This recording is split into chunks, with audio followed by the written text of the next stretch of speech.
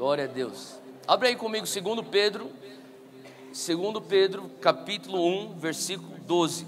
Nós estamos aqui terminando a nossa... normalmente nós fazemos séries de 4 a 6 domingos. Nós estamos fazendo uma série mais curta, uma série pequena. Eu acho que eu vou chamar isso de uma minissérie. E essa série é chamada de Os Dois Grandes. Quem aqui esteve conosco em um dos nossos cultos semana passada? Levanta a mão. Tá bom, a maioria de vocês. Nós falamos domingo passado sobre a grande comissão. Esse domingo nós vamos falar sobre o grande mandamento. Eu estava falando sobre a importância de nós entendermos quão crucial é o grande mandamento e a grande comissão. São os dois medidores da tua saúde espiritual. Se você conseguir, tiver algo para você medir, como é que eu estou no meu andar com Jesus, no meu andar espiritual, eu diria dessas duas coisas, o grande mandamento e a grande comissão. Como que eu estou em amar a Deus e amar o meu próximo, e como que eu estou no meu processo de fazer discípulos das nações e de todas as pessoas. Então esses são os dois medidores do cristão. E por que é importante nós estarmos olhando para os dois grandes nesse momento? Porque nós, como Monte Sião, nós entendemos que o Senhor está soprando algo, uma graça especial sobre nós agora. E uma das coisas que eu tenho entendido é, quando você começa a ganhar velocidade, você começa a pegar embalo. Eu estava lembrando aqui sobre a minha primeira aula na autoescola. Você lembra a primeira vez que você foi para a autoescola? Você lembra disso? Talvez você sabia dirigir um pouco antes, ou talvez a primeira vez que você dirigiu um carro, você lembra disso? Eu lembro que a primeira vez que a Zoe dirigiu um carro, ela botou o carro para dentro de uma vala, lá no... bom, ela não está aqui, eu vou falar dela. E, deixa eu falar, eu lembro da primeira vez que eu realmente cheguei na terceira marcha, foi na primeira aula da autoescola, e eu estava tão empolgado, para mim era uma coisa totalmente nova, e o professor falou, ele falou para mim, na verdade no começo da aula, ele falou assim, eu vou te pôr na Francisco Morato. Eu falei, cara, você não tem noção, cara, eu nunca dirigi na minha vida. Ele disse, não, você vai dirigir hoje na Francisco Morato. Eu falei, cara, você tem certeza? E eu engatei a primeira, peguei a velocidade, engatei a segunda, peguei a velocidade, eu estava tão empolgado, engatei a terceira, a velocidade aumentou e de repente ele berrou, cuidado ônibus, e ele pegou minha direção e ele tirou o meu carro, o carro da autoescola que estava prestes a colidir na traseira de um ônibus. E quando eu estava pensando sobre a grande comissão, o Senhor me trouxe à memória aquele episódio. E sabe, muitas vezes a coisa mais básica que é direção, a gente não valoriza quando nós estamos no meio de um embalo ou de uma velocidade. E uma das coisas que eu acho que é importante para nós como Monte Sião entendermos que por mais que nós estejamos hoje experimentando um embalo, velocidade, crescimento, expansão, sabe, o Senhor às vezes ele fala assim, direção, cuidado. Não é só sobre um embalo. Faz sentido? Não tem a ver só com crescimento. Tem a ver com você direcionar o teu carro, direcionar a tua vida no destino certo para onde Deus quer nos levar. E no final de tudo, o que vai valer é se você conseguiu expandir o reino de Deus aqui na terra, amando a Deus com todo o teu coração e amando o teu próximo como a si mesmo. É isso. Por mais sofisticado, por mais sobrenatural, por mais que legal o poder de Deus, e por mais a gente pode entrar em coisas até de teologia e uau, coisas que vão desafiar nosso raciocínio, mas deixa eu falar, o que vai importar é se nós realmente aprendemos a amar. Então, isso são as coisas básicas. Eu estava assistindo uma reportagem no jornal e estava falando que é possível um brasileiro ter 13 documentos de identidade. Para pensar, é muita identidade. Você tem então o teu CNH, você tem RG, tem CPF, você tem título de eleitor, você tem carteira de reservista. Está cheio, é possível você ter 13 carteiras de identidade. E eles estão falando sobre reduzir tudo isso para uma só identidade nacional, um documento de identidade nacional. É o DIN que eles estão chamando. E sabe, o que eu tenho entendido com isso, o Senhor fala assim, sabe, às vezes o que nós temos que fazer é simplificar. Fala comigo, simplificar. Fala ao teu lado, simplifique teu andar com Jesus. E hoje nós vamos falar sobre uma coisa que é bem simples. Você já escutou falar sobre o grande mandamento. Eu sei que semana passada você já escutou falar sobre a grande comissão. Eu diria que para 90% das pessoas que estavam aqui semana passada, não foi a primeira vez que você escutou falar sobre a grande comissão. Mas sabe, eu creio que Deus está nos querendo trazer de volta aos básicos. Deus está querendo que nós venhamos simplificar. E Deus está querendo com que nós, mesmo em meio a essa velocidade, venhamos prestar atenção na direção que nós estamos indo. Faz sentido? A gente não está aqui para construir um clube social. Faz sentido? A igreja não é para ser um clube social. Nós estamos aqui para realmente ser equipados, para realmente fazer e levar o reino de Deus para toda a sociedade e ver o reino de Deus sendo estabelecido aqui. E nesse processo a noiva de Jesus fica cada vez mais glorificada. Agora, eu queria que você abrisse comigo 2 Pedro 1,12, diz assim: por isso sempre, isso aqui é o apóstolo Pedro, ele diz que ele sempre terei cuidado de lembrar-lhes estas coisas. Fala comigo, lembrança.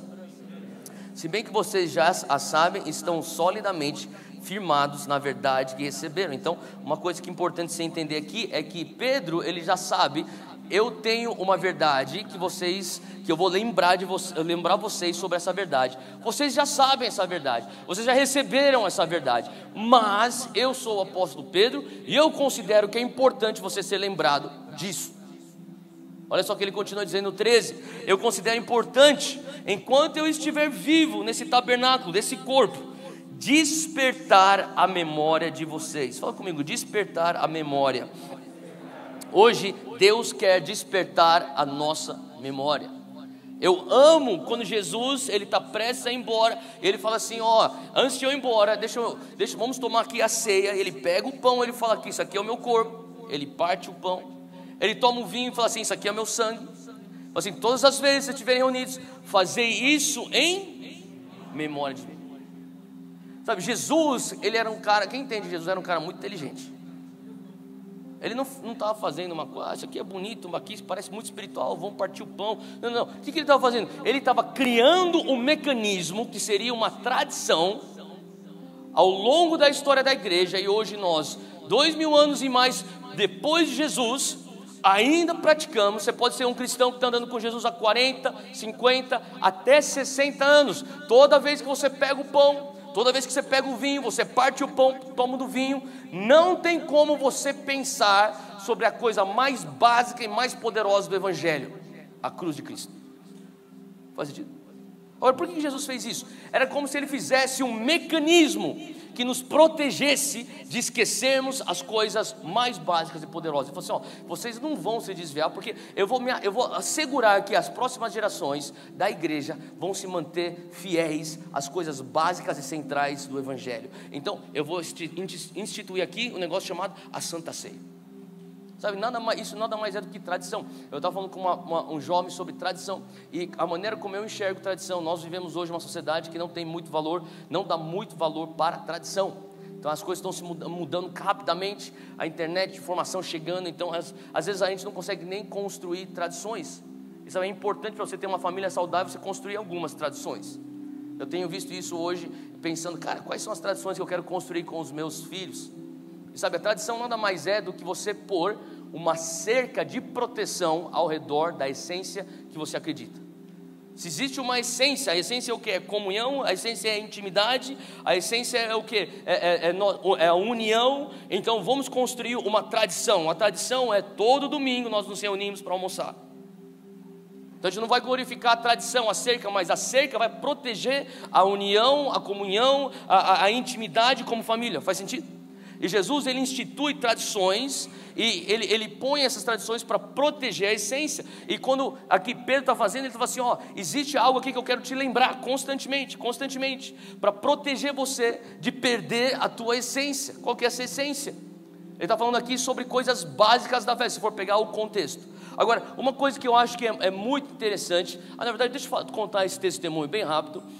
Vocês sabem, né, que Monte Sião não tem a ver com o Dunamis, são duas entidades separadas, mas eu sei que muitas pessoas que estão no Dunamis são membros daqui e vice-versa. Pessoas que estão na Monte Sião estão envolvidas com o Dunamis, e eu sei que muitos aqui seguem o Dunamis nas redes sociais. Quem aqui segue o Dunamis nas redes sociais? Levanta a mão. Tá bom, bastante gente, tá? Então, se você, o Dunamis é uma organização para-eclesiástica, não é uma igreja, mas nós entendemos que nós estamos para apoiar as igrejas locais. Mas essa última semana, nós estamos numa turnê chamada Fornalha Tour. Quem está acompanhando isso aí nas redes sociais está vendo, tá? E todas as noites nós estamos em uma cidade. São 13 cidades, e todas as noites nós temos a Zoe, a Laura e o Rodolfo liderando louvor. E lá entre um dos sets, normalmente eu estava entrando para trazer a palavra de uns 20, 25 minutos, que no meu caso ele estendia para 40 minutos, porque eu sou eu, e a gente mantém a tradição. Então, Mas a coisa interessante, incrível que a gente começou a ver, sabe, seja aonde for que nós estávamos, nós víamos assim jovens, assim muitos jovens vindo para Jesus. Essas reuniões, esses ajuntamentos são ajuntamentos mais entre 2.000 a 4.000, depende de cada cidade. Tem cidade 4.000 pessoas numa noite adorando a Deus, outras cidades 2.000, 3.000, são muitos jovens. Eu fiquei chocado em ver o número de jovens não cristãos que participam. Isso aqui não é um evento evangelístico assim na sua natureza. É um momento de nós entrarmos juntos como corpo de Cristo e adorarmos a Deus. Mas no meio daquele culto de adoração, jovens dizendo sim para Jesus, se convertendo, entregando suas vidas para Jesus, tendo um novo nascimento. É incrível. Só em São Paulo nós fizemos mais de 4.000 jovens, só lá mais quase 300 jovens, eu contei por cima, 300 jovens disseram sim para Jesus só numa noite. Então você vê a fome de uma geração. Você pode dar glórias a Deus por isso?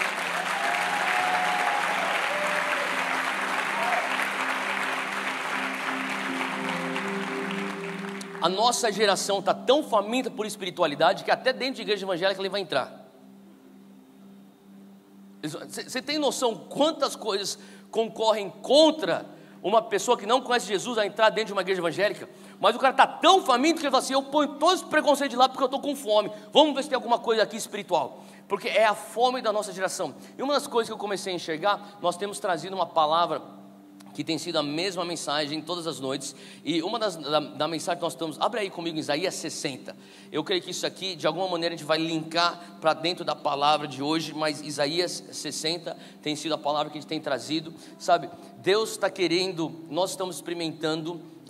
Sexta-feira eu estava lá em Marília, pregando na PIB de Marília, uma igreja que Deus está usando para realmente conquistar aquela cidade. São 200, eu não sabia disso, são 200.000 habitantes em Marília. A gente tem até algumas pessoas de Marília aqui. São 200.000 habitantes de Marília. Essa igreja tem 6.000 membros e estão crescendo. E Deus está usando o pastor Domingos Jardim. Foi um cara que eu conheci naquele dia. A gente ficou depois umas 3 horas conversando, sei lá quantas horas, mas foi muita. Eu cheguei no hotel umas 3 horas da manhã e a gente ficava conversando sobre teologia, sobre avivamento, sobre o futuro da igreja, o cenário político do Brasil. Foi um tempo muito forte, muito bom de comunhão. E ele falou algo muito importante para mim que ficou marcado. Ele falou assim: Theo, aonde existe um vácuo vai ser ocupado.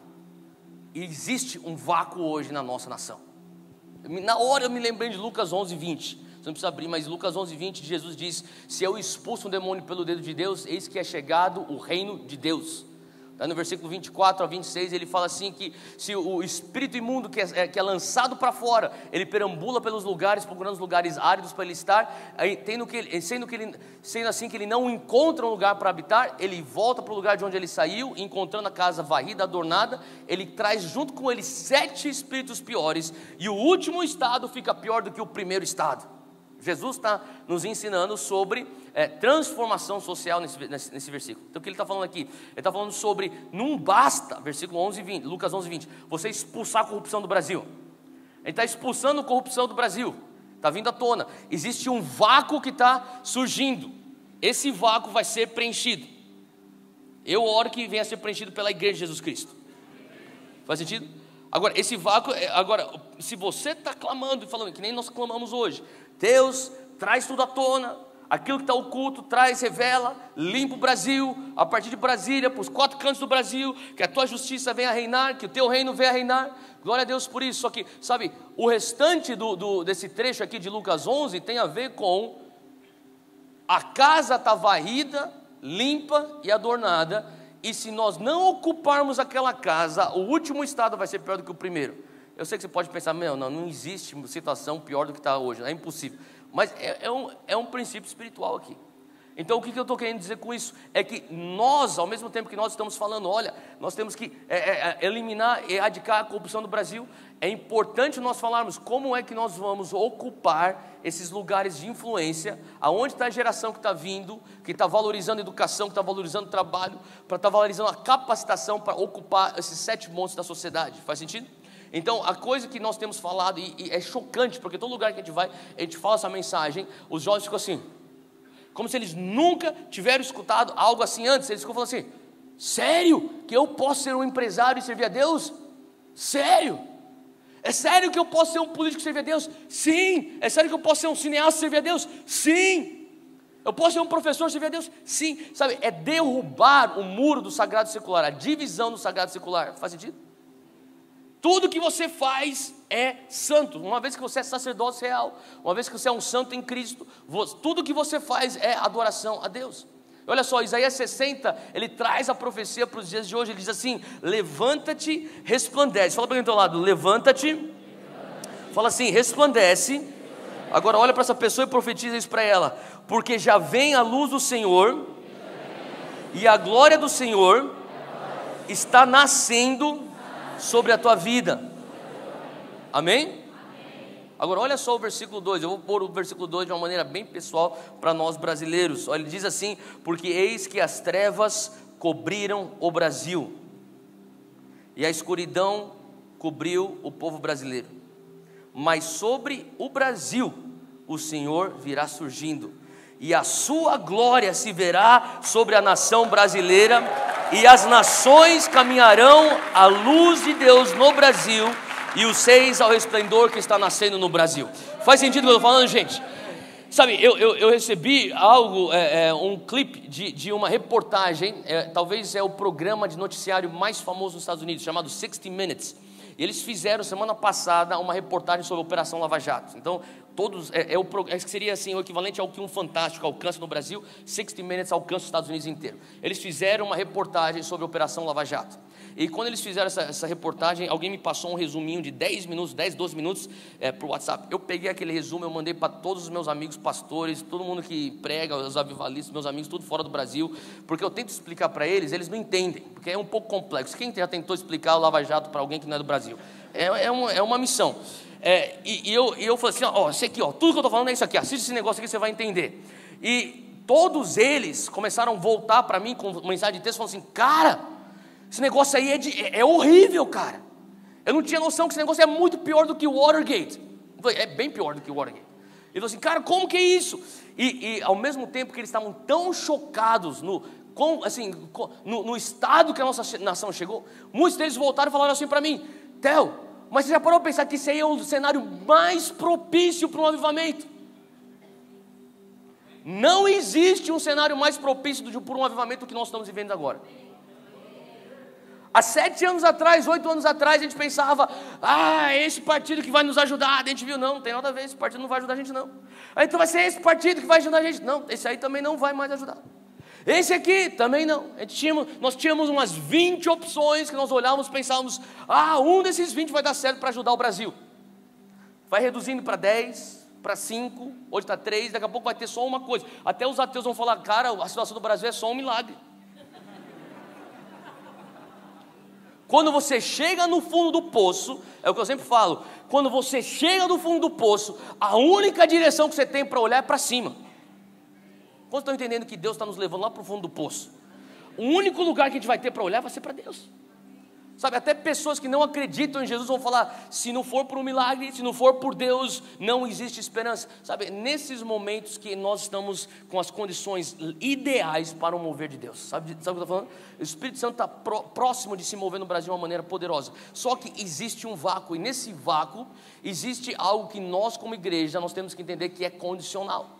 Para nós realmente levantarmos, resplandecermos a luz de Cristo, nós temos que entender nossa função de liderança na sociedade. E uma das coisas que eu tenho falado e pregado quando a gente tem ido para esse Fornalha Tour, tem sido algo incrível. Depois de a gente fazer o apelo para a salvação, nós temos falado: sabe, a coisa mais espiritual que você pode fazer é você estudar, é você se capacitar. Não vai dar mais certo aquelas estratégias que uma denominação escolhe um candidato, todo mundo vota nele, bota o cara lá. O cara nunca estudou gestão pública na vida, o cara só faz besteira lá dentro, queima o filme para tudo. Você sabe, a gente precisa de pessoas que são capacitadas nesses lugares, pessoas que estudaram, pagaram um preço, estão lá. Deixa eu falar, Daniel, ele não era só um cara ungido bonitinho. Sabe, Daniel na Bíblia, o cara era bom no que ele fazia. Esther era a melhor que tinha. José não era um cara que simplesmente o cara é ungido por Deus, ele é super espiritual, ele ora em línguas, ele sapateia no espírito. Meu irmão, que bom que você faz isso, mas para você servir a Deus e discipular uma nação, você vai ter que ter estudado, ter que ter feito alguma coisa. Faz sentido? E hoje é o momento que nós, como brasileiros, nós temos que entender que por muitos anos nós pregamos: larga o que você está fazendo, vem atrás de um púlpito se você quer servir a Deus. Deixa eu falar, a gente precisa de pastores, só que muito mais do que pastores, nós precisamos de políticos com DNA do reino de Deus. A gente precisa de líder de louvor, mas muito mais do que líder de louvor, nós precisamos de artistas com DNA do reino de Deus. Nós precisamos de pessoas que vão trabalhar na esfera da igreja, mas precisamos de alguém que vai falar: eu digo sim ao chamado de trabalhar na esfera da educação, levar o reino de Deus para dentro da esfera das ciências. Nós precisamos de cientistas com DNA do reino de Deus, precisamos de professores universitários com DNA do reino de Deus. Faz sentido o que eu estou falando? É essa maneira como nós cumprimos Isaías 60, do versículo 1 ao 3. Agora, deixa eu falar como que isso tem a ver com o grande mandamento. Eu creio que no processo todo, onde nós estamos entendendo o nosso chamado como corpo de Cristo, dissemos então, essa grande comissão que nós estamos falando, o que eu estou falando aqui é sobre grande comissão, como discipular uma nação. Nesse processo todo, Jesus também nos ensina aquilo em Mateus 22, abre lá comigo, Mateus 22, versículo 34 ao 40, aqui está a descrição do grande mandamento. E o grande mandamento é a maneira como nós estamos analisando a condição do nosso coração. Eu queria que você abrisse aí comigo, Mateus 22, versículo 34, Jesus fala aqui sobre, fala assim: e os fariseus, ouvindo que ele fizera emudecer os saduceus, reuniram-se no mesmo lugar, e um deles, doutor da lei, interrogou para o experimentar, dizendo: mestre, qual é o grande mandamento da lei? Agora, você tem que entender uma coisa, que aqui são pessoas que são chamadas saduceus e os fariseus, são dois grupos separados, são dois grupos de estudiosos da lei judaica. Eles não se dão bem, eles não concordam em tudo, e na verdade eles são rivais. Então, só que nesse momento eles se juntam para ir contra Jesus. Você conhece pessoas que a única razão por que elas estão juntas é porque eles são contra alguma coisa em comum? Não é porque elas se gostam, é porque a gente tem o mesmo inimigo, então a gente vai se juntar. Você já viu? Pessoas feridas são assim. É incrível, uma pessoa sai ferida de uma igreja. Isso aqui não é só na mão do Senhor, não. Isso aqui, qualquer igreja você vai, a pessoa que sai ferida de uma igreja, deu 2, 3 meses, a pessoa que sai também ferida daquela igreja, parece que é um imã. Sabe o que eu estou falando? Você já viu isso acontecer? Se juntam porque eles são contra a mesma coisa, eles ficam lambendo uma ferida do outro. E sabe, isso é nojento, eu sei que é nojento. Mas sabe, é a mesma coisa que nem assim, eles não se gostavam, saduceus e fariseus, eles não se gostavam. Mas, é para ir contra Jesus, então vamos se juntar, a gente vai contra Jesus. E aqui é mais ou menos assim, São Paulino e palmeirense. Eles não se gostam, mas se é para ir contra o Corinthians, a gente junta, fala mal. Sabe o que eu estou falando? E por sinal a gente ganhou de 2-0 ontem. A gente tem que comemorar. Dias de vacas magras, tudo a gente comemora.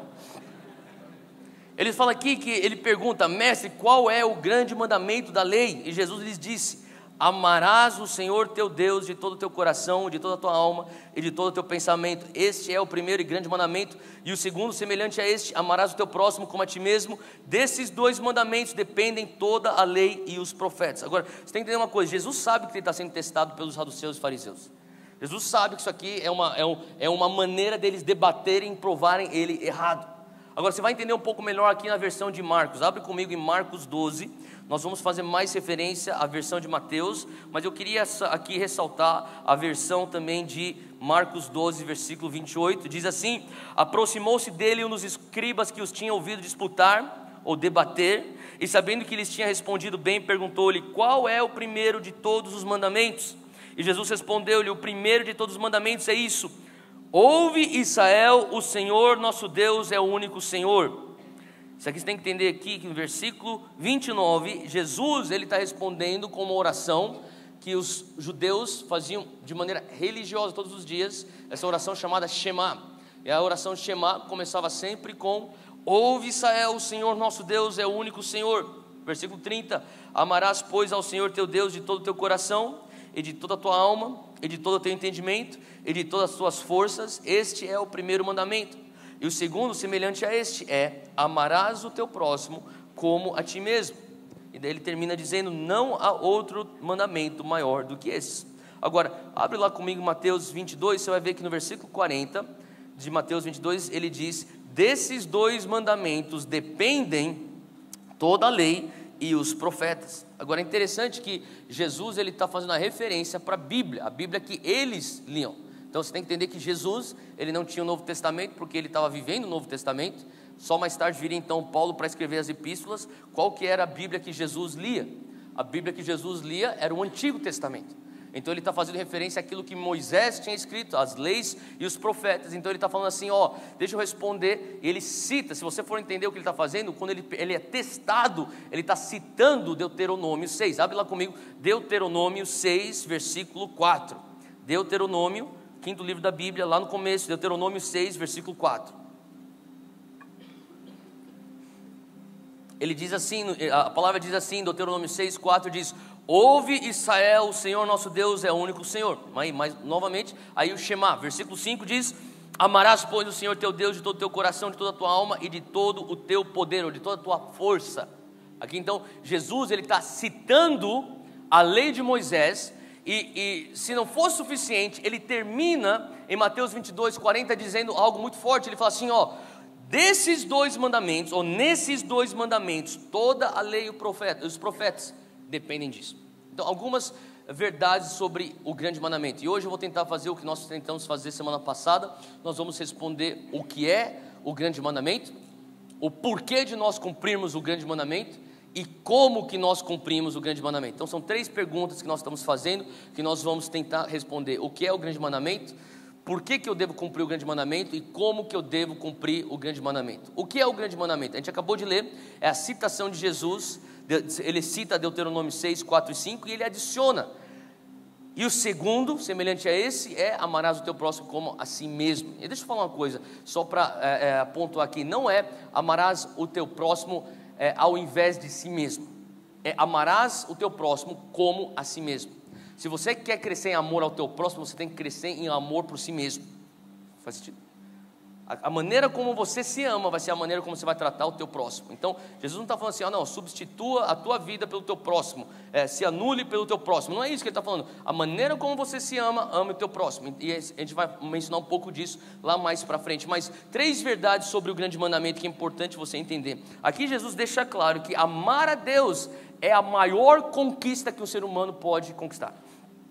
Eu falei semana passada que a maior honra que o ser humano pode ter é levar alguém para Jesus, é cumprir a grande comissão. A maior honra que você pode ter é você fazer alguém um discípulo de Cristo. A maior honra que alguém pode ter é você fazer uma nação, se tornar uma nação discipulada pelos os princípios do Evangelho do Reino de Deus. Agora, a maior conquista do ser humano, Jesus deixa claro, não tem nada maior do que você amar a Deus.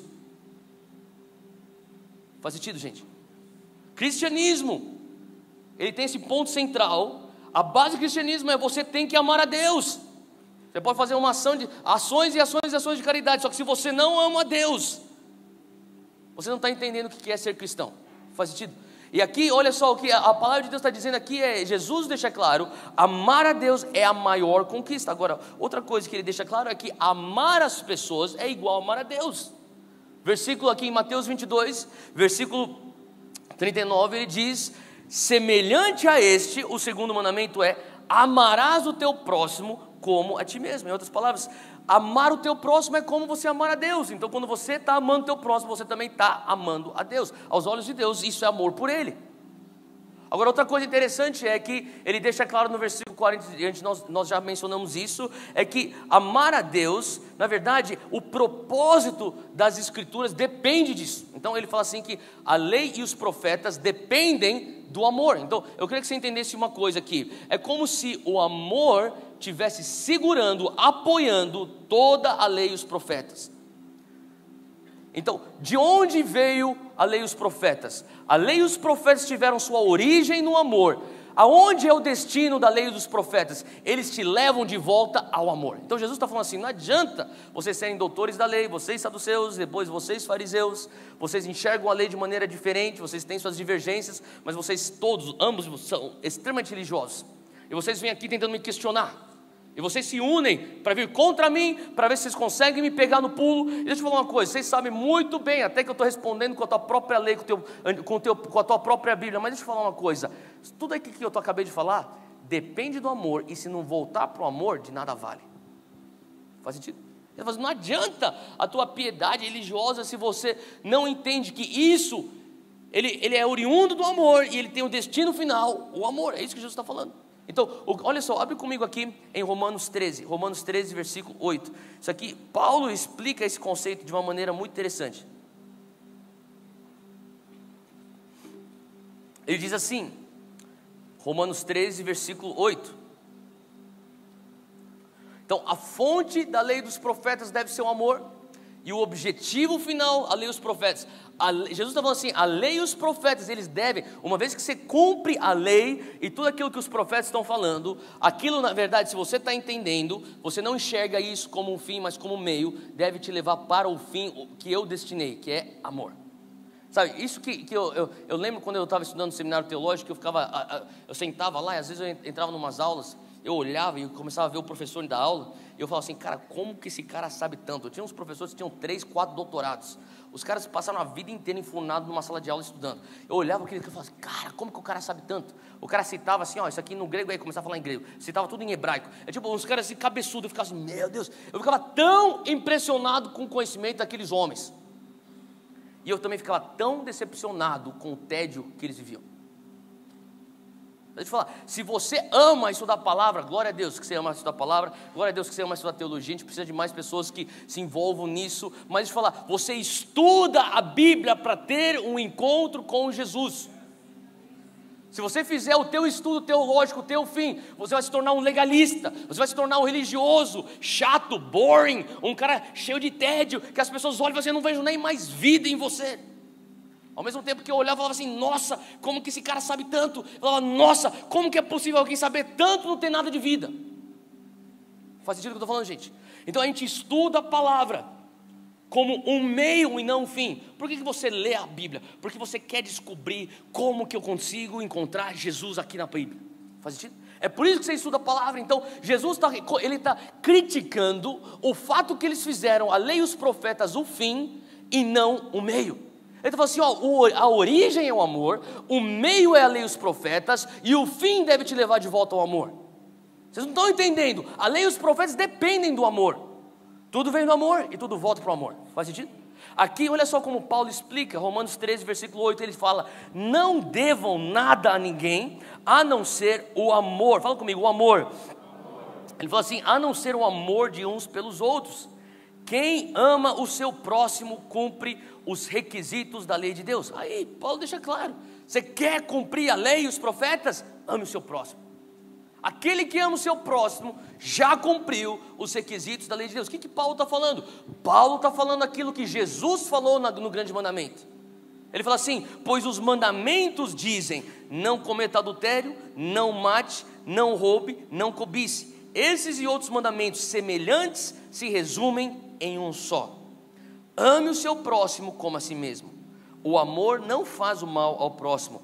Portanto, o amor, olha só, presta atenção nisso. Portanto, o amor cumpre todas as exigências da lei de Deus. Faz sentido? Então, se você for pegar os 10 mandamentos, você vai ver que tem mandamentos que tem a ver com o teu relacionamento vertical entre você e Deus, e tem mandamentos que tem a ver com o teu relacionamento horizontal, você e o teu próximo. Ele acabou de falar sobre os mandamentos horizontais. Ele está falando assim, ó, tudo tem sua origem no amor. Deus, nos 10 mandamentos, como que eu te amo melhor? Deus, como que eu amo o meu próximo como a mim mesmo? Ele fala assim, ó, se você, olha só, portanto, o amor cumpre todas as exigências da lei de Deus. Então o que é o grande mandamento? É justamente o que Jesus está falando. O grande mandamento é algo que você vai fazer, cuja origem vem do amor e tudo volta para o amor. Tem a ver com você amar a Deus com o teu corpo, com tua alma, com o teu espírito. Por quê? Olha só o que ele fala também. Se você for pôr a versão de Marcos 12 e a versão de Mateus 22, você vai entender que ele fala assim, ó. Ele fala assim, amarás o Senhor teu Deus, todo o teu coração, de toda a tua alma, de todo o teu pensamento. Ele fala assim, amarás o teu coração, amarás o Senhor teu Deus, de todo o teu entendimento e de todas as tuas forças. Toda vez que você enxerga alma na Bíblia, alma no reino de Deus, se refere a 3 coisas. Eu sei que muitos já estão cansados de escutar eu falar isso, mas alma, o que significa alma? Às vezes é uma coisa tão abstrata, deixa eu falar, facilitar. Alma são os teus pensamentos, a alma é a tua vontade e a alma é a tua emoção.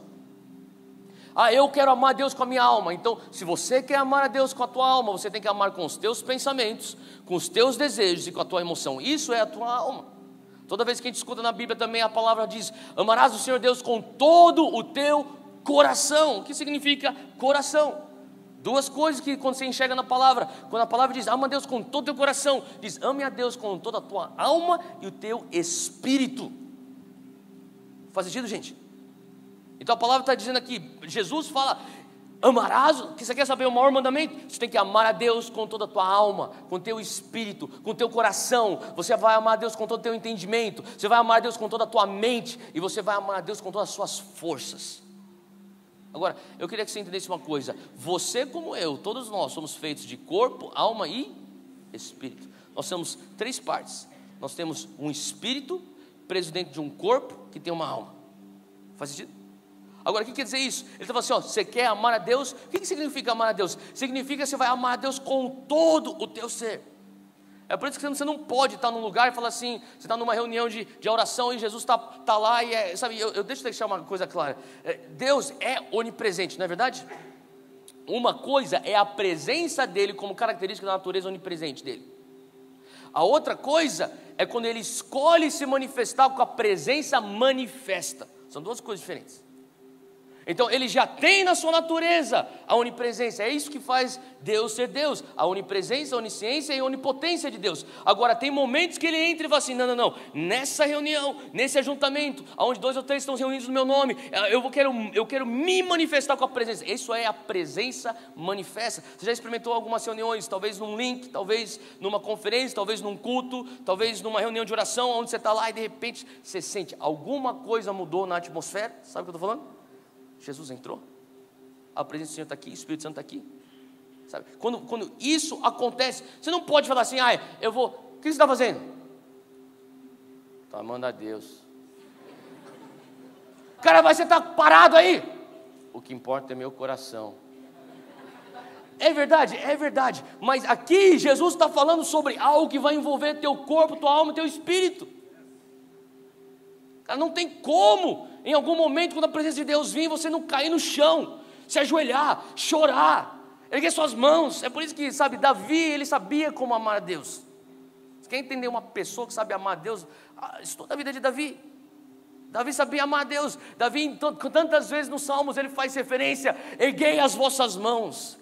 Dá um brado de júbilo. Ele está falando sobre erguer a mão, ele está falando sobre gritar, ele está falando sobre ajoelhar, ele está falando sobre se prostrar, se deitar na presença, ele está falando até quando eu deito a minha cabeça no travesseiro, está falando em todos os sentidos, eu danço na presença de Deus. Cara, envolve o teu corpo. Fala comigo, envolve meu corpo. Porque às vezes às vezes as pessoas também procuram ficar assim, ó. Sabe, eu estava assistindo um vídeo essa semana eu estava assistindo um vídeo, e é um vídeo que estava, sabe aquele jogador, eu brinco, às vezes meus exemplos é muito de futebol, vou tentar diversificar meus exemplos, mas tem um jogador do Manchester City chamado Zabaleta, sabe quem é esse jogador? Tá.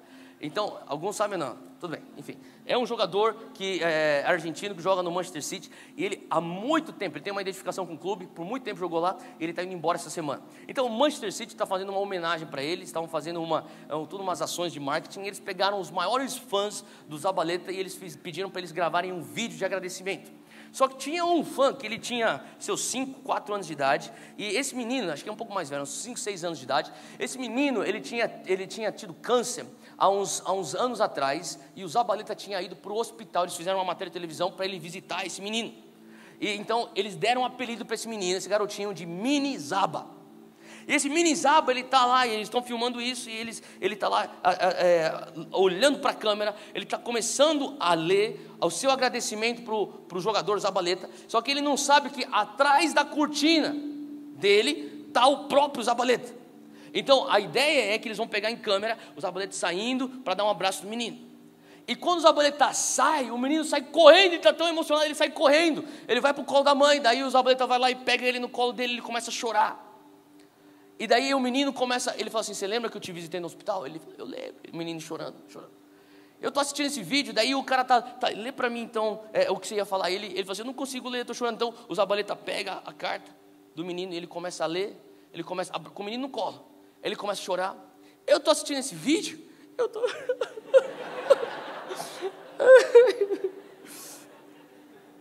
Cara, porque eu vejo um amor. Faz sentido o que eu estou falando? Cara, é um jogador de futebol, cara. Não é possível que você venha para um culto, você vê uma reunião, Jesus aparece e você está assim. Meu irmão, você chora na novela. Você chora assistindo filme, Netflix, você fica lá chorando. Sabia que hoje existe uma onda, alguns de vocês devem conhecer, chamada K-drama. São novelas coreanas que eles são todos assim, feitos para fazer você chorar. A esposa, sabe o Dave Gibbons? Sabe o pastor Dave Gibbons? A esposa dele, ele nem é coreano, ele é coreano, ela não é coreana, ela é americana. Eu falei, o que você gosta de fazer? Eu gosto de assistir K-drama. Por quê? Porque eu gosto de chorar. Então ela pega, ela assiste K-drama e ela fica a noite inteira chorando. Cara, a gente chora pelas coisas mais... Não são coisas inúteis, porque elas não são, mas são rasas em comparação a Jesus. Como que a gente não consegue nem ajoelhar na presença de Deus? Como que a gente não consegue nem erguer as mãos na presença de Deus? Como que a gente não consegue se comover na presença de Deus? O que Jesus está falando? Você quer me amar? Vai envolver teu corpo. Vai envolver tua alma. Vai envolver tua mente. Vai envolver teu espírito. Faz sentido o que eu estou falando? Vai envolver tudo o que você é. Fala para quem está do teu lado. Vai envolver tudo o que você é. Amém? Agora vamos lá, número 2. Por que então eu devo cumprir a grande comissão? Por que eu devo cumprir a grande comissão? Abre lá comigo em Efésios 5, versículo 25. Efésios 5, versículo 25. Esse aqui é um texto muito conhecido, especialmente lido nos casamentos. Você com certeza já foi para um casamento e o pastor já leu esse texto. Ele fala assim, vós maridos, eu tenho feito muito casamento, aqui na Monte Sião tem uma unção para casamento, você que é solteiro, fica por aqui. Mas seja sutil, que tem alguns aí que já chegam com artilharia pesada, chega sutil, Deus vai fazer também. Vós maridos, amai vossa mulher, como também Cristo amou a igreja e a si mesmo se entregou por ela. Normalmente a gente lê isso no casamento para falar para o marido, você tem que amar a tua esposa como Cristo amou a igreja. Só que a gente não presta atenção no fato que Cristo amou a sua igreja, a sua noiva, a igreja. E sabe, quando Jesus ama a igreja, Ele não fala só, eu te amo, de palavras. Assim, deixa eu provar para você que eu te amo, noiva de Jesus Cristo. Eu vou me entregar, eu vou permitir com que eles me matem por você. Faz sentido? Ele demonstra esse amor com uma ação, olha só. E por que ele faz isso? Versículo 26, para santificar, purificando-a com a lavagem da água, pela palavra, para apresentar a si mesmo, igreja gloriosa, sem mácula, nem ruga, nem coisa semelhante, mas santa e irrepreensível. Sabe, Jesus quando ele olha, quando Deus, ele olha para a igreja, ele fala assim, a igreja não é irrepreensível, a igreja ainda não é santa, a igreja ainda não está sem mácula, sem ruga, mas eu amo tanto a igreja. Jesus está falando, eu amo tanto a igreja. Pai, como é que a igreja, como que a noiva vai se tornar imaculada, irrepreensível? Você vai ter que se entregar por ela. Mas eu amo tanto ela porque eu acredito na melhor versão. Sabia que você não está vivendo hoje a tua melhor versão? Que todos nós estamos em obras. Quantos podem dizer graças a Deus por isso? Seria trágico se essa fosse a tua versão final. Não é verdade? Graças a Deus todo mundo está melhorando. Eu conversei com uma pessoa aqui da igreja outro dia. Ela falou assim, eu sei que há 4, 5 anos você não contava comigo, mas deixa eu falar, eu melhorei muito. Eu falei, eu vejo que você melhorou muito. Glória a Deus, porque eu melhorei muito também. Você não acha? Obrigado, gente. Vamos voltar. Olha só o que está falando aqui. Ele diz assim, como também Cristo amou a igreja, a si mesmo se entregou por ela. Então, sabe, o amor de Jesus é um amor tão forte por nós, que ele fala assim, eu te amei com amor. Sabe, a Bíblia descreve o amor de Jesus mais forte que a morte. Você sabia disso? Que o amor de Jesus é mais forte que a morte. Agora, para pensar, o que é mais forte que a morte? Pessoas poderosas, bilionários, pessoas com muita influência. Quando a morte chega, o cara não pode falar, mas você sabe quem eu sou? Eu tenho bilhões na minha conta. Meu irmão, a morte chegou. Os teus bilhões não são mais fortes que a morte. Faz sentido? Ah, mas eu sou um líder político, você sabe quem eu sou? A morte chegou. Eu sou um rei, a morte chegou. Jesus fala assim: eu te amei com um amor que é mais forte que a morte. Isso é forte, concorda comigo? Olha só o que Jesus continua dizendo, ele fala assim, ó, e eu te amei a tal ponto que eu me entrego, porque nem a morte conseguiu conter esse amor. Eu me entreguei à morte. É por isso que eu posso falar hoje que o meu amor por você é mais forte que a morte. Então por que você deve amar a Deus? Porque Jesus, ou melhor, porque Deus Pai não quer casar o seu filho com uma noiva que não o ama com um amor mais forte que a morte. Porque a gente fala muito sobre jugo desigual, não é verdade?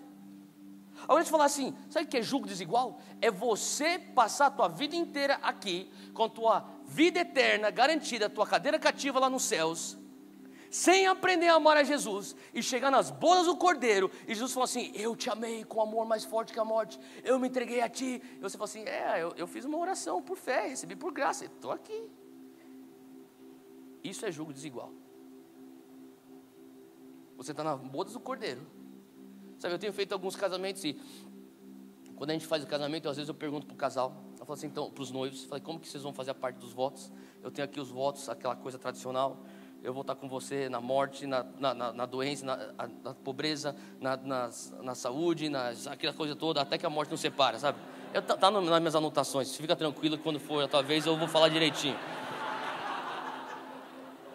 Ou você quer fazer o teu próprio voto? Aí ele diz, não, eu escrevi daí tem uns caras mais românticos que nem o Pedro Bontorim, ele fala assim, não, eu escrevi uma redação aqui.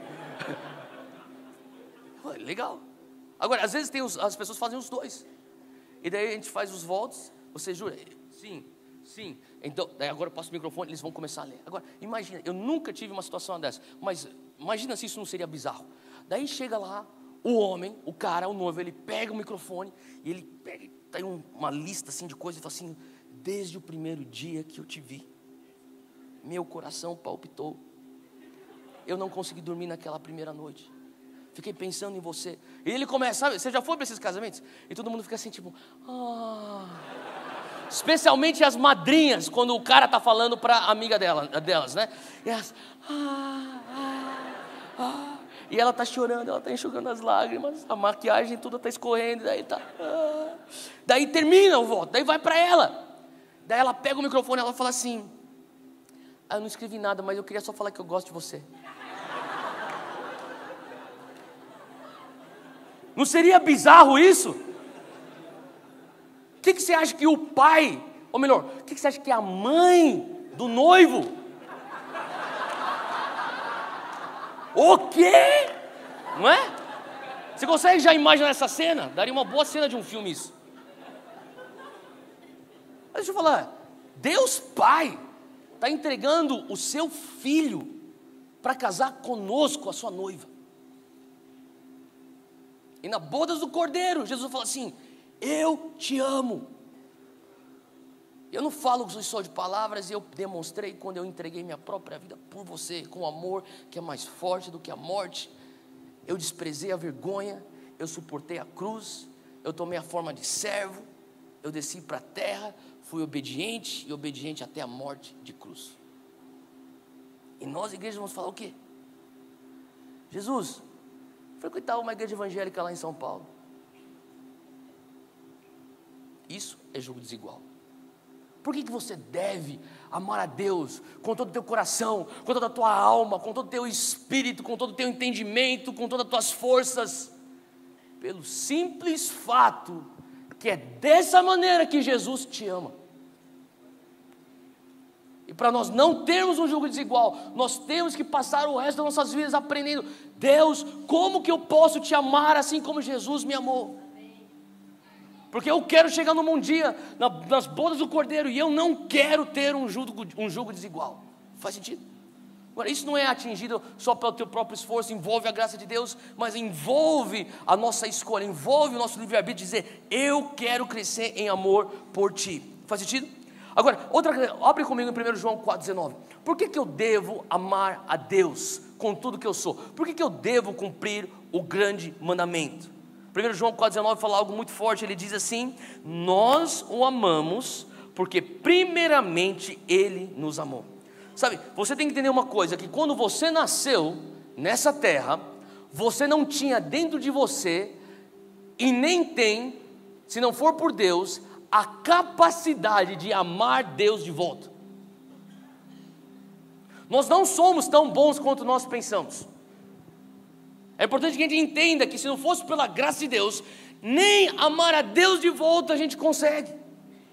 Então Jesus, ele deixa claro, olha só, ele fala no 1 João 4,19, nós o amamos porque primeiramente Ele nos amou. Sabe, você não aprendeu a pecar. Na verdade você aprendeu a pecar, só que você já nasceu com um pecado original. Quem aqui é pai? Levanta a mão. Pai ou mãe? Você levanta a mão. Você já sabe o que eu estou falando. Tem coisas que teus filhos fazem e falam assim, de onde você aprendeu isso? Sim ou não? Não é verdade? Pai e mãe. Eu tenho um lá em casa de 1 ano e 5 meses. Estou vendo algumas coisas e falo assim, de onde você tirou isso aí? Ele começa, e você ignora ele, ele fica, daí você olha para ele e fala assim, como? Quem te ensinou a manipular? Ele nasceu com o pecado original. Agora, a gente não nasceu com capacidade de amar a Deus. Nós nascemos com o pecado original. Deus fala assim, você não tem capacidade natural, original de me amar, então você vai me amar quando eu primeiramente te amar. Quando eu derramar amor no teu coração, você vai ter algum amor para me dar de volta. É você já chegar a Deus e falar assim, Deus, eu preciso aprender a te amar. E quando você fala isso, você está falando assim, eu preciso aprender a ser amado. E quando você é amado por Deus, Ele derrama o seu amor dentro de você, Ele enche teu reservatório espiritual de amor, daí você fala assim, uau, agora eu tenho alguma coisa para te oferecer de volta. Deus, eu te amo. Faz sentido? Romanos 5,5, abre lá comigo rapidinho. Romanos 5,5 diz algo muito forte, ele diz assim, Paulo fala assim, porque Deus derramou seu amor em nossos corações. Fala comigo, Deus derramou o seu amor no meu coração, por meio do Espírito Santo que Ele nos concedeu. Olha só, entenda isso, a gente fala sobre, você tem o Espírito Santo dentro de você, o mesmo Espírito Santo que ressuscitou Jesus dos mortos, sabe que você já escutou isso? A gente fala assim, você não tem um Espírito Santo qualquer, você tem o Espírito Santo, não é um Espírito Santo Júnior, é o Espírito Santo. A gente fala essas coisas, a gente pensa que o Espírito Santo, ele vai nos dar poder, é verdade, mas sabe, eu queria que você entendesse uma coisa. A próxima vez que você orar por alguém e você sentir o Espírito Santo fluindo através da tua vida, tocando alguém, você vai entender que a única razão porque essa pessoa está recebendo um toque do Espírito Santo é porque o Espírito Santo está dentro de você. E a única razão porque o Espírito Santo está dentro de você é porque Jesus te ama demais, que Ele derramou o seu amor. Ele fala assim, como prova do meu amor, eu faço com que Deus Espírito Santo habite dentro de você. Dentro de mim, um lugar que só tinha pecado original, dentro de mim que não tinha nem a capacidade de fabricar um amor para dar de volta a ti. Sim, eu te amo tanto que eu primeiramente te amo, enche o teu reservatório de amor, para você ter amor para me devolver, e além disso, deixa o Espírito Santo dentro de você. É isso que Romanos 5,5 está dizendo.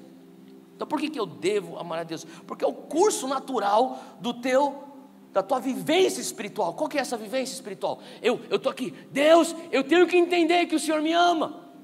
Talvez a oração mais importante, sabe por que é a oração mais importante? Porque é a oração que eu chamo a oração gatilho. É o gatilho que vai desengatilhar uma série de coisas na tua vida. É a oração mais importante que você pode orar todos os dias. Deus, aumenta em mim a revelação de quanto que eu sou amado por Ti. Porque quando eu sou consumido por uma revelação, eu sou amado por Deus, o que eu tenho? Qual que é a minha natureza, a minha atitude natural é, Deus, se eu sou tão amado por Ti, eu devolvo mais amor para Ti, eu Te amo mais. Eu sou constrangido pelo Teu amor dele, e falo assim, não, eu Te dou mais amor ainda.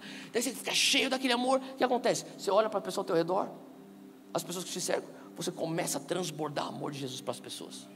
Isso é amar a Deus com tudo que você tem e amar o teu próximo como assim mesmo. É esse fluir. Você recebe amor, dá de volta amor. Recebe mais amor, dá para o próximo mais amor. Faz sentido? Agora, Lucas 10, abre lá comigo. Lucas 10, nós vamos terminar aqui essa parte de por que eu tenho que cumprir, ou por que eu devo cumprir o grande mandamento. Lucas 10, versículo 39. Maria, sua irmã, essa aqui é a história de Maria e Marta. Maria, sua irmã, ficou sentada aos pés do Senhor, ouvindo a sua palavra. Marta, porém, estava ocupada com muito serviço, e aproximando-se dele, perguntou: Senhor, não te importas que minha irmã tenha me deixado sozinha com o serviço? Diz-lhe que me ajude. Respondeu o Senhor: Marta, Marta, você está preocupada e inquieta com muitas coisas, todavia, apenas uma coisa é necessária. Fala comigo, uma coisa necessária. Se você puder, sublinha isso na tua Bíblia, e sublinha o restante do texto aqui do versículo 42, diz: Maria escolheu a boa parte, e esta não lhe será tirada. As pessoas perguntam: eu quero saber a vontade de Deus. Você quer saber a vontade de Deus? Primeira coisa para você saber a vontade de Deus: ame a Deus. Ame a Deus. Estou falando do meu filho, sabe, antes dele nascer, eu punha a mão na barriga da minha esposa e começava a fazer várias declarações. Em nome de Jesus, eu declaro ele, a unção do Senhor sobre a vida dele. Eu declaro ele, em nome de Jesus, um homem cheio de sabedoria. Eu começava, cara, eu tinia uma lista que eu ficava, a Júlia falava: vai, ora, eu tenho que fazer outras coisas. Eu ficava lá, chora, papai. Eu ficava lá orando. Eu tinha uma lista de coisas que eu declarava sobre ele. Chegou uma hora, começou a cansar, porque você faz isso todo dia, começa a cansar. Então eu falei assim: Deus, eu só oro para que ele venha se apaixonar por ti. Porque se ele se apaixonar por Jesus, o resto é consequência. Faz sentido? Se ele tiver amor por Jesus, olha a coisa absurda que acontece hoje em dia. Tem pastores ao redor do Brasil e do mundo também, que a gente se fala, são pastores, não está pastor em igreja diferente, mas tem conversa, tem diálogo. De vez em quando alguém me liga e fala assim: você conhece, eu fui convidado para pregar em tal lugar, o que você acha? Você acha que eu devo dizer sim para esse convite ou não? Uma vez eu liguei para um amigo meu e falei assim: fui convidado para ir para tal lugar, você acha que eu devo ir lá? Ele falou assim: cara, esse pessoal aí é um pessoal sério, esse pastor aí, ele ama Jesus. Gente, a gente está categorizando pessoas com pastor que ama Jesus. Você não está entendendo o que eu estou falando, gente? Você está me olhando tipo, e aí? Cara, como que um pastor não ama Jesus, cara? Como que um crente não ama Jesus? O que eu mais vejo é tipo pessoas que não têm sensibilidade ao amor por Jesus. Cara, você chora por um vídeo do Zabaleta, eu choro. Você talvez chore por uma novela. Como que você não chora na presença de Deus, cara? Olha o coração de Maria. Sabe, você já participou daquela reunião onde o Espírito Santo vem, ele está lá presente, você sente. Quando você sente o Espírito Santo entrando, você tem até um temor de Deus. Quem já teve nessa situação? Deus está aqui. Você fala assim: Deus, o Senhor está aqui. Eu estou sentindo a tua presença. Eu tenho convicção no meu espírito, o Senhor está aqui. Daí você olha para o lado, tem um cara no WhatsApp. O que você pensa? Você está maluco, cara? Deus está aqui. O que é uma pessoa? Esse aqui que está no WhatsApp é um cara que tem coração de Marta. Esse aqui, que reconhece que Jesus está aqui, é um cara que tem coração de Maria. Eu quero que você entenda uma coisa: Deus tem todo ouro e toda prata do mundo inteiro. Deus tem todo diploma, todo conhecimento do mundo inteiro. Já parou para pensar em uma pessoa que tem todo conhecimento, toda influência, todo poder, todo dinheiro? O que seria sucesso para uma pessoa dessa? Muitos atingem sucesso humano e eles entram em crise porque eles batalharam e lutaram a vida inteira para chegar lá. Eles chegam lá e eles descobrem: é só isso? Agora, para uma pessoa que tem tudo, que nem Deus, o que ele não tem? O que ele quer? Ele não tem aquilo que Maria deu para ele: um amor voluntário. Deus, em todo o seu poder, na sua onipotência, na sua soberania, Ele escolhe se limitar e falar assim: eu não vou te forçar a me amar. Eu tenho tudo nesse universo menos o teu amor, porque eu escolho você poder ter a oportunidade de escolher me amar. Por que eu devo amar a Deus? Porque Ele deseja o teu amor voluntário. Faz sentido? É a única coisa, deixa eu falar, amor a Deus é a única coisa que você pode dar para Ele que Ele não tem. Mas eu vou servir a Deus, eu vou fazer isso que nem Marta. Cara, Ele já tem isso. Ele não está preocupado com a comida, ele pode multiplicar peixe e pão. Ele não está preocupado se alguma coisa vai acontecer. Se tem dinheiro, ele fala assim, não se preocupe em trabalhar, eu consigo prover pelas minhas próprias necessidades. Agora, o que eu não tenho é o que Maria está me dando, e isso não lhe será tirado, é a boa parte. Faz sentido? Por que eu devo amar a Deus? Porque você pode oferecer para Deus o amor voluntário, algo que Ele escolhe deixar para você, dar para Ele. Faz sentido? Agora, por final, então, como então eu devo cumprir o grande mandamento? Nós vamos terminar com isso. Como que eu devo cumprir o grande mandamento? Abre lá comigo João 14, versículo 15.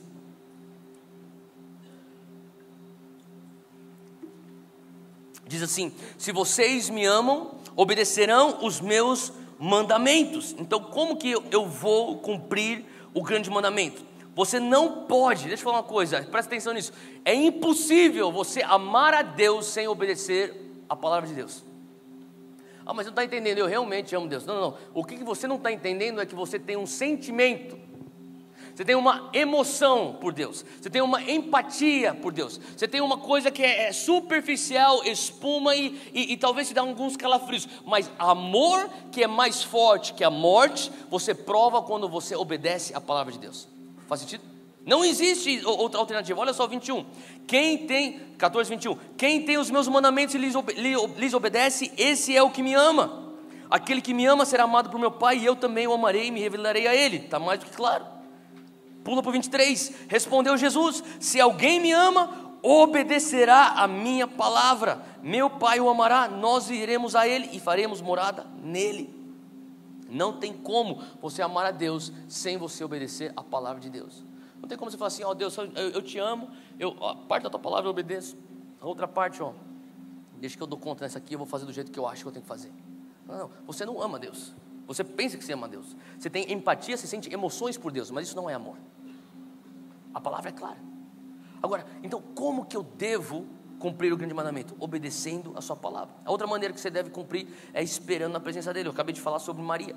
É quando a presença de Deus vem, sabe? E talvez é isso que está faltando mais e mais nas igrejas, na igreja do modo geral. Cara, é a gente honrar a presença de Deus. Sabe, quando a presença de Deus vem, cara, fica na presença. Às vezes é algo que a gente perdeu ao longo dos anos. A gente pensa, eu vou entrar para pedir para ele. Não. Sabe, eu fico chocado. Sabe, quando a presença de Deus vem. A gente está nessa fornalha tour, a gente está indo para tanto lugar. E às vezes a presença de Deus, ela vem, toda noite vem. Ele é tão fiel e ele aparece toda noite.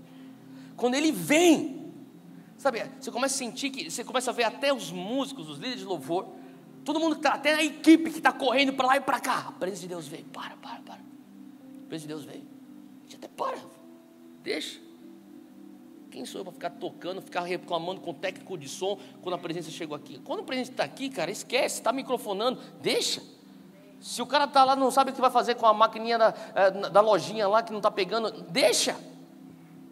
O cara está correndo, lá que der água, deixa. A presença de Deus está aqui. Não sejamos Marta, sejamos Maria. Faz sentido o que eu estou falando, gente? A presença de Deus está aqui. E no meio daquele momento que a presença de Deus está aqui, você enxerga, sabe uma coisa que eu tenho observado? Uma geração que não sabe o que fazer na presença de Deus.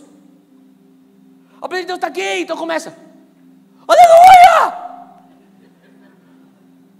Meu irmão, você não está nos átrios para ficar berrando glória a Deus, aleluia. Você está no Santo dos Santos agora. Você não está nos átrios para ficar falando Jesus cheiroso. Você está no Santo dos Santos. Porque a gente está tão... É clichê evangélico. A gente está vivendo uma subcultura. É o gueto gospel. A gente tem nossos costumes, a gente tem o nosso humor, a gente tem nossas tradições. Sabe o que eu estou falando? É clichê. Cara, você está na presença de Deus. Será que você não cultiva isso todos os dias a tal ponto que você reconhece? Chegou. Para tudo, chegou. Tudo que nós fizemos, nós trabalhamos que nem Marta, pré-evento, para chegar nesse momento, para nós conseguirmos curtir como Maria. Você carrega a cadeira, você serve aqui na igreja, você enrola cabo, você carrega caminhão, você põe crachá para apoio, você limpa banheiro, você espalha as cadeiras, você cuida das crianças, você faz tudo. Na tua casa você se prepara, você toma banho, você vem, você põe gasolina no carro, você chega aqui, para quê? Para você trabalhar que nem Marta? Não! Você chega aqui para armar a situação, porque Deus vem para um ambiente preparado. Quando o ambiente está preparado, Ele chega. É para isso que eu me esforcei, é para isso que eu ralei, é para isso que eu trabalhei, é para isso que eu servi. A presença de Deus. Faz sentido, gente?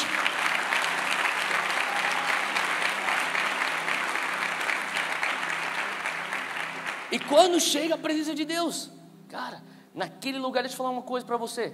Em 30 segundos na presença de Deus, você vai ter uma aceleração espiritual na tua vida que muitas vezes sem a presença de Deus vai te levar 30 anos. Tem gente que sabe Bíblia capa a capa, nunca experimentou 30 segundos no Santo dos Santos. É por isso que quando o cara fala, você só fica impressionado mentalmente. Sabe, quando Jesus está andando com aqueles discípulos na estrada para Emaús, ele começa a falar e os discípulos falam assim: cara, você sentia aquele negócio? Eles nem sabiam que era Jesus. Você já ficou perto de alguém que carrega a presença de Deus e o negócio começa a ferver aqui dentro? Eu lembro aqui, há 3 meses atrás, nós estávamos lá em North Carolina, onde eu morava. Meu pai espiritual, o Dr. Fletcher, eu pedi para ele, eu queria que você se reunisse com as pessoas, ele estava com 24 líderes aqui da Monte Sião. Eu queria que você reunisse só para falar com ele 2 horas, você consegue? Tá preparado. Estava na sala dele, no escritório dele, eles entraram, eu estava lá já antes, e cara, eu já senti, eu falei, cara, o negócio aqui está denso, você sente no ar, o negócio está denso, o negócio hoje vai ser bom.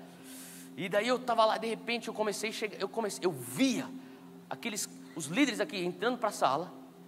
Eles entravam, tudo bem, cumprimentavam, sentavam. De repente eu começava a observar, alguns já começavam. Cara, a presença de Deus. Uns começavam a chorar, uns começavam a se prostrar. Ninguém abriu a boca.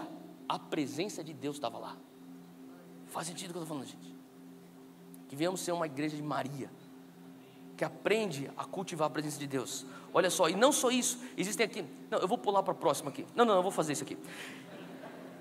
Hebreus 6,10, abre aí comigo, Hebreus 6,10, rapidinho, a gente está um pouco atrasado, mas estou quase terminando, vamos lá, Hebreus 6,10, o autor de Hebreus diz: Deus não é injusto, Ele não se esquecerá do trabalho de vocês e do amor, fala comigo, amor, que demonstraram por Ele. O que ele está falando assim? Fala assim, ó, Deus não é injusto, Ele não vai esquecer o quanto amor você demonstrou para Ele, para Deus. Quando você ama a Deus, você demonstra o amor a Deus. Como que você faz isso? Olha só o seguinte versículo, a seguinte frase: pois, fala comigo, pois, olha só o que ele fala, ele está mostrando como eles demonstraram amor. Pois ajudaram os santos e continuam a ajudá-los. Quando você exerce bondade ao teu próximo, você está expressando amor a Deus. É isso que Hebreus está falando. Cara, Deus não é injusto, Ele não faz vista grossa, Ele enxerga o momento que você está expressando bondade para o teu próximo, para o necessitado. Ele fala assim, ó, Deus não é injusto, Ele sabe quando você está amando a Ele. Ah, mas quando que eu amei a Ele? Quando você ajudou o teu próximo. Ele não deixa passar despercebido. Outro texto que a gente não vai nem abrir, quando Jesus fala assim, quando a estes pequeninos você fez para mim. Quando você visitou eles na cadeia, quando você vestiu nu, quando você deu água ao sedento, comida ao faminto, quando você faz isso para os pequeninos, você faz para mim. Olha só o texto, Mateus 10:42. Mateus 10:42, ele diz assim: e se alguém der, mesmo que seja apenas um copo de água fria a um destes pequeninos, porque ele é meu discípulo, eu lhes asseguro que não perderá a sua recompensa. Ele está falando sobre expressões de bondade. Sabia que a Bíblia fala que Jesus, tem um texto que fala assim, que Jesus andou por toda a Galileia, curando os enfermos, expulsando os demônios e fazendo o bem. Às vezes falta nós entendermos essa parte. O que significa fazer o bem? Fazer o bem é a demonstração do teu amor por Deus. Fazer o bem para as pessoas ao teu redor, para o próximo. E finalmente, como que eu devo cumprir o grande mandamento? Uma busca constante. Sabe, a gente tem bastante jovens aqui, deixa eu falar uma coisa. Você viver de maneira radical por Jesus, buscando Jesus por 3, 4 anos, não é você ser um crente radical. É simplesmente você usufruir do embalo de uma janela de graça. O que é ser radical? É você manter isso por décadas, que nem Davi fez. Olha só, Salmos 27, versículo 4. Salmos 27, versículo 4, Davi fala: uma coisa eu pedi ao Senhor e a buscarei, que eu possa morar na casa do Senhor todos os dias da minha vida. Fala comigo, todos os dias da minha vida. Como que você ama a Deus? Uma busca constante todos os teus dias. Tem dias que você vai ter vontade, tem dias que você não vai ter vontade. Eu falo para os meninos que eu discipulo, eu falo assim, ó, de 5 dias, provavelmente 2 você vai acordar, meu Deus, eu não vejo a hora de orar e ler a Bíblia. Os outros 3, e você vai ter que se disciplinar para orar e para ler a Bíblia. Busca constante. Se você fizer isso por décadas, aí você é um crente radical. Se não, você é simplesmente levado por uma onda de graça que passou pela tua igreja, que passou pela tua geração, e glória a Deus por isso, mas não se considera um crente radical. Olha só o que é crente radical. Daniel 6, versículo 10. Daniel, ele é cativo na Babilônia aos 16 anos de idade, e alguns falam que ele ficou vivo, ele morreu entre seus 80 a 90 anos de idade. Daniel, entre seus 80 e 90 anos de idade ele morreu, e olha só o que fala aqui, Daniel, entre seus 65 a 70 anos na Babilônia. Daniel, pois, quando soube que a escritura estava assinada, versículo 10 de Daniel 6, ele entrou em sua casa, ora, havia no seu quarto janelas abertas para a direção de Jerusalém, e 3 vezes no dia se punha de joelhos e orava, e dava graças diante do seu Deus, como também antes costumava fazer. Tem a tradução King James que fala assim, como costumava fazer desde os primeiros dias. Daniel, desde os seus 16 anos, ele tinha esse costume, ele orava 3 vezes ao dia. Eu tenho certeza que tinha muitas vezes que Daniel fazia, eu não tenho a mínima vontade de orar, mas ele punha como disciplina a busca constante pela palavra e pela presença de Deus. Faz sentido? Fica de pé onde você está. Eu quero orar com você porque eu creio que Deus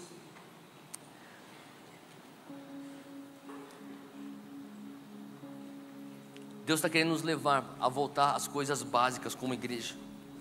Enquanto você está de pé, deixa eu só ler uma coisa que eu escrevi. Amar a Deus é mais importante do que qualquer outra conquista humana ou conquista ministerial. Deixa eu falar uma coisa, sabe o que seria trágico? É se essa igreja continuasse crescendo, se os campos se espalhassem pela cidade de São Paulo e nós não fôssemos uma igreja que reconhecesse a presença de Deus e amássemos a presença de Deus. É fácil você ser uma igreja como Marta. Deus está nos chamando não perca esse coração de Maria. Faz sentido? Hoje eu quero orar para que nós venhamos resgatar esse coração de Maria. Não é que nós perdemos, mas eu creio que a gente tem que estar sempre vigiando. Põe tua mão no teu coração. Onde você estiver agora, comece a falar assim, Deus, eu quero ser que nem Maria. Me ajuda, Pai. Eu quero poder, Senhor Deus, cultivar em mim um apreço pela tua presença. Eu quero, Senhor Deus, entender que é necessário que eu venha ter uma busca constante. Eu quero te buscar constantemente. Tem momentos que eu não tenho vontade, tem momentos que eu tenho vontade, mas Pai, eu quero ser como Daniel. 7 décadas